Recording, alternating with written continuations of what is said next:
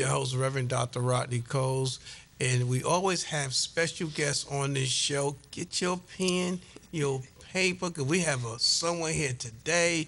She going to be sharing a whole lot. We will not be able to get it all through, but we're going to try our best to put a whole year in a one little weekend. Amen. I want to welcome to the show, is it Alicia? Alicia. Alicia, Yes. welcome to the broadcast here. Thank you so much for having me. I am so grateful to be here. Yeah, you do so much. So let's start out. I don't know Where we want to go. where to start out with you. Tell me who you are and what you do. Yeah, I am a public health education specialist, a consultant. My passion is in sexual health education. I'm originally from Eastern North Carolina, from Ada, so I'm excited to have gotten all the experience I need from my undergrad and graduate work. I went to North Carolina Central University, came back home and was like, hey, I want to create a space where we can have quality sexual health education for our people, for the whole community, the professionals, but most importantly, our teenagers. So I came back home. I started as a public health consultant with my own business, which is Be Free Wellness Education and Consulting. And that opportunity, just doing some independent work, providing community resources in Aden. I started our first annual Juneteenth Health and Wellness event. This is our second or third year, I believe. And it's just been, I'm known as the people's champ. My friends call me that. So I kind of connect people and with resources, but also in the space to talk about things that people are a little timid to talk about when it comes to sexual health and sexuality. But I'm just blessed to be in that space, to have the knowledge as well as to have that connected spirit with individuals that they trust me to share this information. So with my current work, I have been led to work with the Center for Health Policy and Inequalities at Duke University as a project coordinator. And that came about from a colleague of mine who needed additional help with continuing a program for teen pregnancy prevention. So that allowed me to get back to teaching with young people. I also created a space to do new work. And so my first month in that job, I helped to write 2 grants. We were awarded by the state. So with the Adolescent Pregnancy Prevention program that was funded through the Teen Pregnancy Prevention Initiative with the DHHS, the Department of Health and Human Services. So a whole lot of initiatives, a whole lot of people, a whole lot of connections. And we have been fortunate to expand our Duke Teen Health Club in Pitt County and Greene County. So this is our first year. And that following spring, a federal grant came about. We got to work on that, and we were awarded with another grant, 5 years for that federal grant, which is actually a multi-million-dollar grant.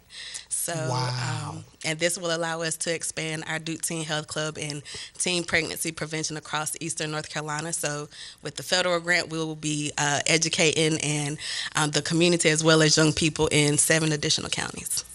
Wow, wow. Wow. Now, I'm trying to figure how I'm going to grab what piece here. I don't know. Take whichever. Well, first thing I'm going to say, it's so important to help our teams. You said so much. I'm going to just grab a little piece. Especially with speaking about sexual type of things. Is Yes. that, it's like parents run from that. And don't talk to them about that in the streets. Come on now. Yes, the streets gonna get you. The streets got to teach them that. Yep. You know, and I'm glad there's a safe place for them Yes. that can talk about that. And with teen health, y'all do a whole lot in teen health, and I know that is a focus. And I'm so glad you're coming down. Tell Duke I said hello. You know what I'm so glad you're coming down this area here. You know, because, I don't see too much of us working with our team. And we're losing our teens. Every day. Yes. Yes. Yeah. Every day. Pregnant at an early age. The youngest one I saw pregnant was 11 years old. That's the youngest I've seen. And I'm quite sure that somebody could tell me some other story once they saw this broadcast. Hey, I saw one at this age. Yep. But we're not speaking of it. And, Yeah. explain Tell me the things you do with the health team. And I want to also put this out and keep on saying that you have an event that's coming out on Sunday. Yes, 19th. May 19th Yes. at 2 p.m. Yes. to 7. So people got time to go to church and get out their Sunday dress. Exactly why I put that time. All right, Okay. now, so ain't no excuse. I mean, Nope. and you got enough time to go there. And let's talk about that first. What's happening on that day? Because I done put the gravy on, You on did. the rice. You put it out there. So on Sunday, May 19th, we are having our Let's Talk Teen Health Kickback. This is an event where we are welcoming individuals, teens who are 13 and up, and their parents to come to have a parent session, education, fun and entertainment, but a way to introduce our program, the Duke Teen Health Club, to the community, as well as kind of create that safe, that brave space for young folks and their parents to come and learn additional information that will help with positive youth development in the way that we're focusing on teen pregnancy prevention. I have amazing circle. Two of my colleagues, Lalita Smith-Moore, who is a public health and mental health professional, actually in graduate school getting her counseling degree. All right. Also, Jamaica Lynch, she is coming from Columbus County. She has been working down there in Whiteville as health educator, teaching sexual health education to high schoolers. She's currently their supervisor, so she's removed from the school, but she has had her challenges with the school board, with parents, to get them to say, hey, your teens need this. This is very important. So they're coming to facilitate our parent discussion. We're going to have fun. It's not, they're not just going to be talking to you and anything. You're going to feel comfortable. They give great advice and tips. But also we have a nice little special touch to help folks to open up and be a little ease. So we're adding some art to our education. In addition to that, our teens will have different sessions that they can go to. It's not just about sexual health. Sexual health is really the core of our being, right? It's about who we are. Let's be truthful. How do we get here? Somebody had to have sex. Come on now. Let's talk about it. And people get really nervous about that term, and to really understand how sexual development is a part of your growth development. And young people are going through that. They're hitting puberty.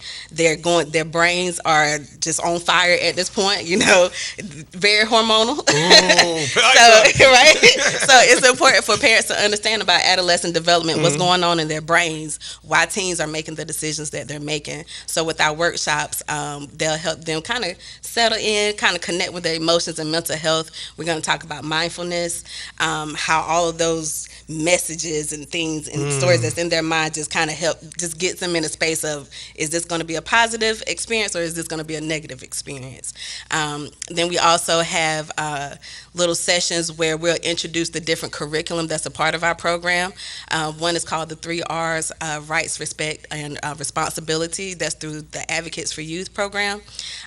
This is a national sexuality education program that is put together, not just put together because we said so, but it's put together because of science, right? To say this is what teens are going through, this is how they learn, this is the information that they need to learn at this point in their lives. As well as our curriculum called FLASH, which is Family Life and Sexual Health. We're going to bring different activities and stuff just to give them the information about reproductive health, like what is your body doing, understanding about consent and coercion. Again, sexual health and sexual health education is just not about how to prevent diseases and how to prevent pregnancies, but also how to communicate with partners, how to communicate with your family. What does it mean to be in a healthy relationship? What does it look like? Understanding that our families and our cultures are our beginning teachers of this. So sometimes we may not have the most positive experiences. So people grow up in negative environments, and also it's toxicity behind understanding what relationships is, how to communicate with people. So we want to give them the basis to introduce them to the program. Hopefully they'll become excited about wanting to learn more and join in on our program as we're getting into our year 2 of funding. Wow. Yep. You said so much in there. The sections that you're breaking up, the FLASH program you guys have. We're talking to the young men and young girls on that because I know a lot of mental health goes in there. We had a Dr. Steve Ferguson did a men conference with us last year, and he talked about us men's in some areas. You know, it's like, you know, when I kind of felt, some people felt uncomfortable, but he was hitting the nail. He never missed a beat. And I was at a section. It's just common grounds of conversation that that he spoke on. It was very to the point. Dr. Steve Ferguson, he's from Bertie County. Okay. And it was, I got so many good feedbacks on what he said that they never heard this before. But the knowing that you're working with the team, to me, it's just exciting to me. It touched my heart because I'm glad that you're doing. Cause we work with programs with Crossing the Bridge with youth and men's and empowerment, and we also work with youth entrepreneur and a few other things and mentoring with them. But it's so good to see that team health, because they're getting so far out. Yes. And some of these they having these babies, and I know the girl 30 years old got 5 kids. I was like to scratch my head. I said, Lord, and you're right. Yeah, it's a part of our society. Of course, we never want to shame anyone, but in certain spaces, people do get shamed about their experiences. That's their lived experiences. We can't change anything. However, we want to make sure that we provide them with the correct information. The biggest thing is a lot of folks, why do we need sex education? Oh, or this is going to push our kids to do this. Sadly, they're already doing it. Come on. Okay, we're not pushing anything. We're not promoting it. It's already there. And there are some young folks who are not, and that's totally fine. But we want to provide the message for them to say, hey, this is the information you need to know as a whole. What could happen? What are the challenges that you can go through? I grew up with individuals who were teen parents. One of my first boyfriends in high school, he was a teen father, and just seeing them navigate through those processes and the systems and really growing up, being a parent, but also growing up. Right? And it's just that say, hey, like, what would happen if they had the additional support, right? If they can make those decisions. But even so, you get caught up and you are a parent at an early age, there are resources out there for you. And even as teens, one of the things that they try to do, particularly who are early parents, is to lessen the chance of you being a parent again too soon, right? But just making sure that you have all of that information to make informed decisions, because everybody's experiences and environments are different, and we just want you teens to be in a space to develop into healthy adults, because what you learn as a teenager, you're going to take that into adulthood. And you have to learn and be, get that correction. And there's a lot of things that even as adults we have to unlearn to learn things in a better way so we can maneuver out a lot better. Yeah, and you said a lot of key points. They already know about this, and it's good to have them trained to understand these here. Also have is y'all do anything with mentoring them? Because the reason I bring this up, I had an organization that once, well, Pastor Coles, can we get some of the churches involved and do this and have them come to the church and do an exercise class? And I said, well, what is the mentor part at? Because we need. It's sad to say that, and I'm coming this direction, the world is messed up because of the men's, all right? And from beginning of time, when there's not a God-structured man in a household, then the son can't duplicate that, and the woman don't know what it is and look for that type of man because her daddy was there. This is pure facts of this. So it was really destroyed. So we have it today that is people are going through, and I'm involved with a foster program where the kids come out of foster care, and you hear the conversation. We got some going on in Charlotte this weekend, and I'll be down with them. But it's so many different areas in looking for intimacy that we look for, but it's good to have that conversation, to know the difference, and to have somebody. And I mean, just talking to you, you have so much compassion. I don't think you sleep without thinking about this thing and how you can help more. You can tell there's some people that do a job for the paycheck or just do it, but you are in this too deep. Yeah, and that is good. Yes, I am in it to win it. I have any of the jobs that have come to me, 9 to 5 jobs, they have come to me. And when I moved back home, I was like, God, please align me with the right folks in the right spaces. I don't want to do anything that's not connected to my passion. And sexual health and public health is my passion. So much so, I have my master's of education in human sexuality. So I know what I'm talking about. My bachelor's degree is in public health, so I have that foundation. And it's important for people to understand it's so many different facets, and it's multifacets with sexuality. It's like I said, it's not just one thing. It's not about preventing pregnancy or preventing diseases, but it's about, you said a great word, intimacy. Vulnerabilities, that's what intimacy is about. Your ability to be emotionally close to someone and receive that emotional closeness. People always kind of equate that to sexual behaviors. That's a small piece. Giving yourself to somebody is very vulnerable. However, some people can just give it away freely, right? And not think too much about it. But thinking about how you connect to people, how you trust people, how you may distrust people, right? How are you showing caring and liking and loving and everything? How your sexuality is about sensuality, how you feel about yourself when you see something. The touch, if you've had how we talk about with babies being born and everything, and having that closeness and that bond with their parents, that touch, that positive touch is very important.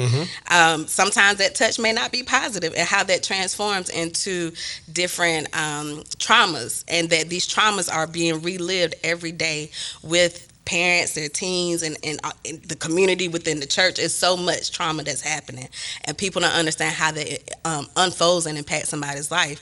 So I want to be a safe space for people to say, hey, I need to know about this, and not blink an eye if you say something. I'm not going to judge you. Who am I to judge? And we have some amazing health educators who are comfortable with discussing the topic, who have been teaching sexual health and reproductive health for quite a while, and just looking to improve Eastern North Carolina as a whole, because we know rural areas don't get the attention.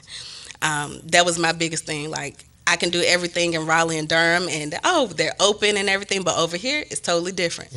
You got to understand the culture, you have to understand the community, but there's also a need, because if it weren't for these grants, with a lot of these grants, you have to write, like, what is the need?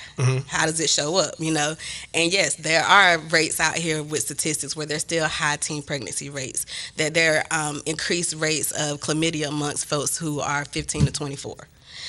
Even the older population and the younger population. This is some of the stuff that may not be reported, but it's happening. And even they don't even want to talk about it when it's reported, but you have to report it, right? And how the teen pregnancy rates align with poverty rates, as well as school dropout rates. So everything is aligned with each other. And how that's mostly impacted by, unfortunately, the African American population. We're at the top of the list for everything. And it's not just, I don't want to come into the community and say, oh, well, black people, you need this. No, everybody needs this. Because black people aren't just talking to black people and not just networking with them or being in relationships with them. So we have to be aware of understanding our own culture, our own biases, our own perceptions about things, and figuring out, is this a safe way of thinking? Do I have a safe mindset? Do I have a growth mindset? And also thinking, are my traumas getting in the way of me unlearning some things, or making sure that I get out of this cycle? As you mentioned, like, you'll have somebody that's in their 30s and they have multiple children. We're like, oh, okay. We don't know that story. However, we want to make sure that their kids won't feel like, oh, I have to have a kid at an early age. Not necessarily. You can wait. You can go through life and make sure you do all the things that you want to do, figure out stuff, because you haven't figured out life by the time you get 18. Okay, you still got a lot of figuring out to do. Well, we don't catch it till 40. Okay. I'm saying, understanding that the male brain development is 2 years behind the female brain development. Wait, the sharpest knife. We got to work with that. We got to understand some things. Also, that as adolescents, their brains are not fully developed until they're 24. So, yeah, the government may say you're grown, but biologically, neurologically, you're not. So there's a lot of things that if parents would know, trusted adults would know, to be more patient with the children. And everybody used to be a teenager. We used to be. We all used to be a teenager. What happened? Time flew. Tell me about it. Tell me about it. Well, we got to give them the location. For those who listen to this broadcast today, Team Health is having a program here in our own home in Pitt County, in Greene County, but in Pitt County this Sunday, which is Sunday, May the 9th, 19th at exactly 2 p.m. They're going to have funds and doing arts and craft, and so they don't stop you from going to church because you should be finished church. And we just got to give them the location we have it at. Yes. It will be located at the Pitt County Agriculture Center. People have to register. We're looking to serve. We're not going to do a huge event, but to have a great impact with at least 40 families or so.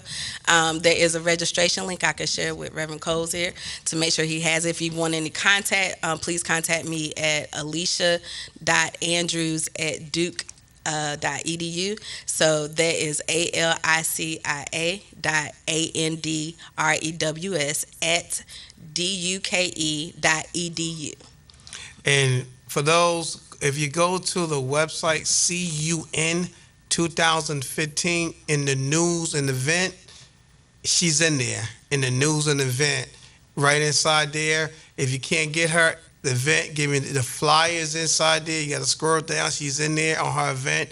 We hoping that we can get families to come out here and to be able to understand, allow our children to have a safe place to talk about this. It's going to happen. You know, you can listen. You can take a child to church 7 days a week. Let me tell you right now, there's something inside them that's automatic developing. Mm-hmm. You understand? You can't control that, and these things happen, and we can talk with them. And the key is, let's have this conversation with our teams. We need to help our teams. We need to get back into the basic as the parents raising the children, not the children raising the parents, that we have in this conversation. And I'm just want to say, Miss Alicia, the work that you're doing, I thank God for you. I hear your passion. I thank God for Duke, and they're coming down this area. You're right. Some of our areas don't have that kind of resources to help them, and it goes on. We just let it go. Well, we're going to pray on it. You know what I'm saying? Right. I mean, that's those kind of conversation. Mm-hmm. But we can't pray on something where we know we got to work on it, because work without faith, you know the rest of the word. Come on now. So show me your faith without your work. I'll show you my work with my faith. Mm-hmm. So we have to understand that it takes people like you, the education that God have allowed you to have, to bring those gifts back into the community. And so I say thank you to you and your parents for allowing who you are to continue helping in such a. Anything you want to share for churches or parents? You got about a good 2 minutes left here on this broadcast. I told you the time we won't be able to get it. We can't get it all in. But anything you want to share for, you want to see some churches getting involved? Absolutely, yes. I want to see the whole community get involved as any way possible. I'll admit that, God knows I love the Lord, and my faith is very strong. However, working with faith-based communities can be very challenging, particularly around this topic. I remember oh yeah, sure, come in. We want you to talk about this. But then it's oh, no, you can't talk about this. You can't talk about this. I remember going to a church to have a talk about HIV prevention and STI prevention with teens. And they were like, oh, you can't talk about this. But guess what? There was a young lady in there who was at least 7 months pregnant. And also the adult there was kind of shaming her. So I had to teach 2 lessons. We're not going to shame them. And then the other lesson is we need these conversations. So I would love, and I charge all faith-based individuals and organizations to be open to these types of programs. Don't put limits on what people can learn, because they need to know everything. There are certain things. I have my lane. I'm not a pastor or anything like that, but I know my lane. You have your lane. Mm-hmm. Y'all teach the Bible, you teach the word, but I can teach what I know, right? And to make sure, and we always promote for young folks to go talk to your parents, talk to a trusted adults. And we'll be honest, sometimes parents may not be the safest space. So find that individual who you can fully trust to get this information. And it should be your pastor, And we have to make sure that our clergy are living by example. And make sure that pastor is doing the right thing. Not every pastor sometimes is on the right track. Amen. Amen. Let's be real. We're gonna be real and be real. Pray to God. But Miss Alicia, we want to thank you for being on the broadcast again. As you have heard, this Sunday, May 19th, come out.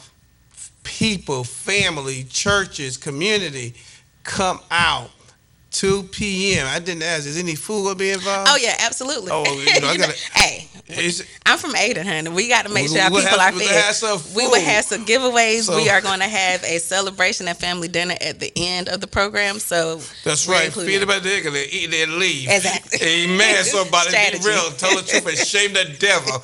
But listen, again, thank you for being on the broadcast. Thank you, Alicia. Come out, Team Health Team, this Sunday. God bless. See you at the next broadcast.